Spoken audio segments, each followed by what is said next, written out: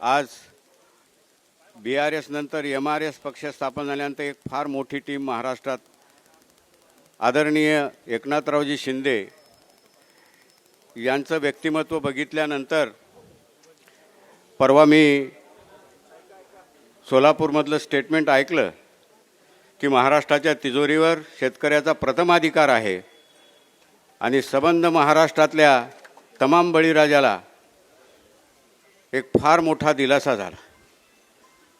शिंदेसाहेब एक धडाडीचं धाडशी नेतृत्व आहे आणि जास्त काय अभ्यास करत नाहीत, पण एखादा बळीराजाच्या दृष्टीने फार मोठा भविष्यात यांच्या हातून या राज्यासाठी एक मोठा निर्णय होईल। आम्ही यांच्यामध्ये दुसरा KCR शोधतोय।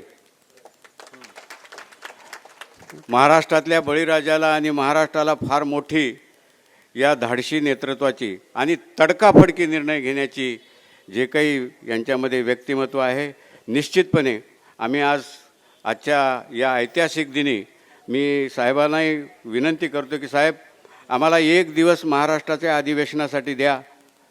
संबंध महाराष्ट्रातले सगळे 40 वर्षातले शेतकरी चळवळीतले BRS मधले MRS मधले सगळे टोटल जे झोपलेले कामात असलेले नसले टोटल शेतकऱ्याच्या प्रश्नाभोवती काम करणारे जे कार्यकर्ते आहेत त्यांना एकत्रित तुमच्या उपस्थितीत प्रवेश द्यावा लागेल। आज आम्ही औपचारिकदृष्ट्या जे आमची कार्यकारिणी होती, काही नेते आता मनोहरराव पटवारी माजी आमदार, 3-4 माजी आमदार त्या वंदे भारतमध्ये आहेत। वेळ मिळाला तर साहेबांना संध्याकाळी भेट करून देऊ, पण मी पूर्ण महाराष्ट्राचा दौरा करेल आणि साधारण 15 ते 20 दिवसांनी किंवा 30 दिवसाच्या आत एक जर दिवस आम्हाला दिला तर मी संबंध शेतकऱ्याचं एक मोठं अधिवेशन आमचे 50,000च्या वरती कार्यकर्ते एकत्रित करून त्यांचा सामुदायिक प्रवेश या धाडशी नेत्याच्या आणि ज्यांच्याकडे पुरा महाराष्ट्राची नजर आहे, ग्रामीण भागाची नजर आहे,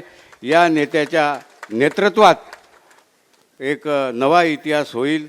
आमच्या बळीराजाची अपेक्षा आहे की कधीतरी, माझी खात्री आहे की महाराष्ट्र हा आत्महत्या मुक्त होईल तर फक्त शिंदे साहेबाच्याच नेतृत्वात होईल, एवढं मला खात्री वाटते।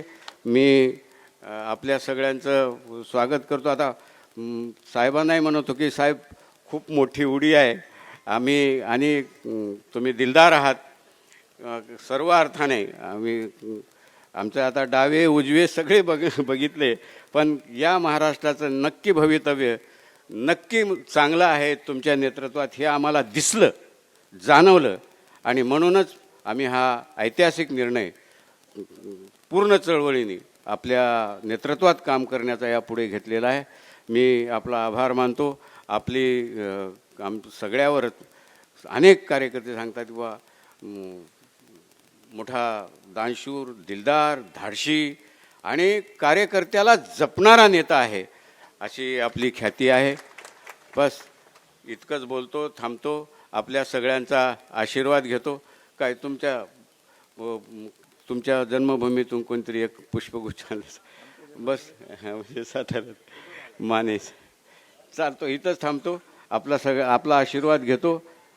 फक्त हे आपण सगळ्यांनी आमच्या या बळीराजाच्या चळवळीतल्या टीमला सामाजिक राजकीय आपल्या नेतृत्वात न्याय मिळेल आणि आमचा आत्मविश्वास वाढेल एवढी खात्री बाळगतो। थांबतो। धन्यवाद।